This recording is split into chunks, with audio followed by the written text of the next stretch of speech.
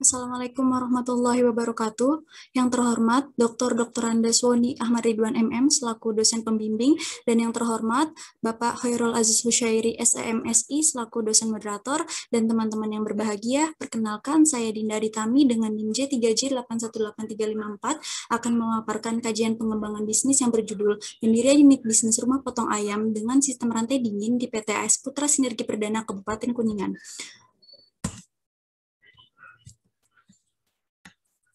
Selanjutnya yaitu terdapat latar belakang. Yang melatar belakangi kajian pengembangan bisnis ini yaitu yang pertama, kebutuhan daging ayam yang meningkat karena lebih murah, bergizi tinggi, rendah lemak, dan mudah disajikan menurut FAO 2010. Lalu yang kedua, menjamurnya usaha kuliner. Yang ketiga, tingginya produksi daging ayam ras pedaging, dan yang keempat, harga ayam hidup yang berfluktuatif. Lalu selanjutnya ada keragaman perusahaan. Jadi PTS Putra Sinergi Perdana merupakan perusahaan di bawah AS Putra Group yang berfokus pada pengolahan hasil produksi dan juga pemasaran.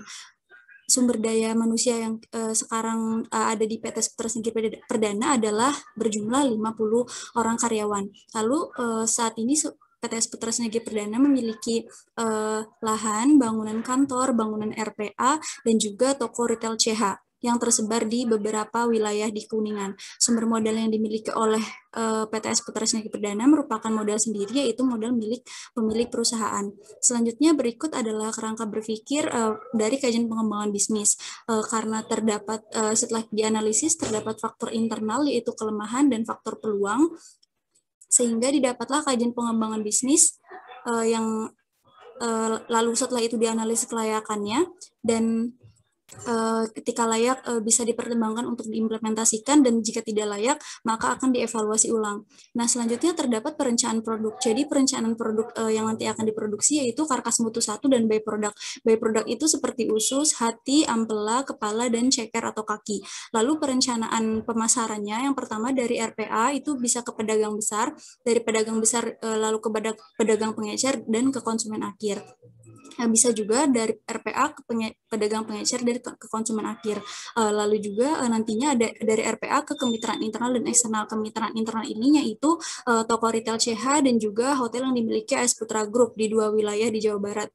Lalu kemitraan eksternal itu nantinya kita akan bermitra dengan restoran lain ataupun hotel-hotel lain dan juga gerai makanan besar seperti KFC, McD, dan AW. Lalu perencanaan produksi yaitu maksimal itu akan memproduksi 2.000 ekor per jam atau setara dengan 16.000 ekor per hari. Lalu berikut adalah perencanaan organisasi, tidak banyak yang berubah dari struktur organisasi, hanya saja penambahan supervisor. Juga di perencanaan sumber daya alam terdapat penambahan pekerja yaitu di beberapa bagian seperti di pemasaran 1 orang, di penggantungan ayam 4 orang, supervisor 4 orang, partik 3 orang, supir 3 orang, asisten supir 3 orang, dan office boy 1 orang.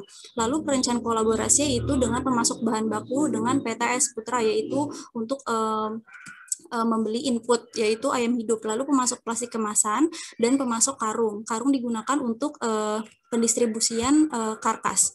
Juga perencanaan finansial terdapat asumsi-asumsi yaitu modal sendiri, umur bisnis berusia 10 tahun didasari investasi terbesar dan termahal yaitu bangunan dan mesin. Lalu juga ada hari kerja yang pertama itu 182 hari, hari kerja tahun kedua dan sampai ke 10 itu 302 hari, dengan 1 bulan itu 26 hari kerja. Lalu harga jual karkas dan byproduct sama setiap tahunnya. Dan terdapat biaya investasi yang dikeluarkan di awal bisnis yaitu 16.601.777.815 rupiah, biaya variabel ke tahun pertama 30.638.961.200 rupiah, di tahun kedua 60.852.316.600 rupiah, di tahun ketiga sampai tahun ke-10 yaitu 100.836.419.200 rupiah. Untuk biaya tetap yaitu di tahun ke-0. Kenapa di tahun ke-0? Karena persiapan rumah potong ayam ini membutuhkan waktu yang lama. Terdapat di tahun ke-0 3.606.353.024 rupiah, di tahun pertama yaitu 4.841.273.024 rupiah, dan di tahun kedua sampai tahun ke-10 yaitu 5.641.073.024 rupiah. Dan berikut adalah kelayakan bisnis. Dari hasil kelayakan yang telah dihitung bahwa rumah potong ayam dengan sistem rantai dingin di PTS Putra Perdana ini menghasilkan keterangan dengan layak. Berikut adalah net BC atau gross BC. Jadi ketika di situ di uraian terdapat angka 60% angka tersebut merupakan perubahan maksimum yang dapat ditoleransi oleh perusahaan agar bisa tetap layak. Jadi 60% ini adalah produksi karkas yang produksi karkas turun itu yang dapat ditoleransi sebesar 60% saja. Jika di atas angka tersebut maka bisnisnya nanti akan tidak layak.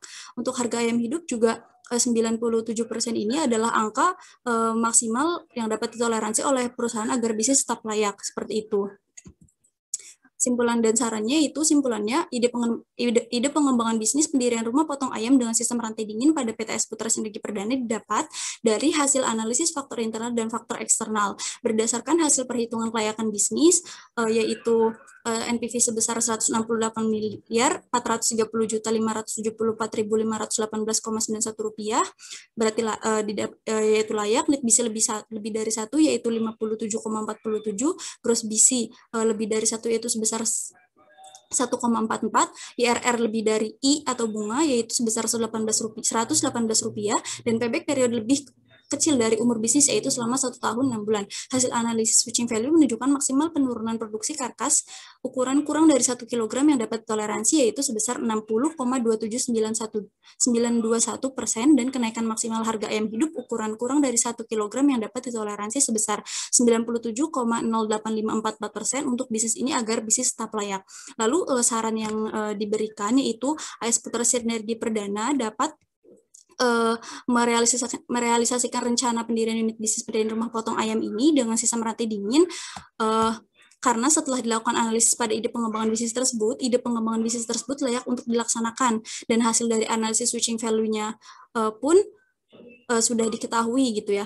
Lalu hasil analisis switching value tersebut itu nantinya akan tidak boleh menurunkan jumlah produksi lebih dari 60,2791% agar bisnis tetap layak, dan juga harga bahan baku dengan kenaikan maksimal 97,08544% agar bisnis tetap layak, sehingga untuk mengantisipasi risiko-risiko tersebut dapat dilakukan dengan cara memperluas pangsa pasar, meningkatkan kualitas produk, dan meningkatkan kemampuan sumber daya manusia. Terima kasih. Sekian, mohon maaf apabila ada kesalahan. Saya tutup. Wassalamualaikum warahmatullahi wabarakatuh.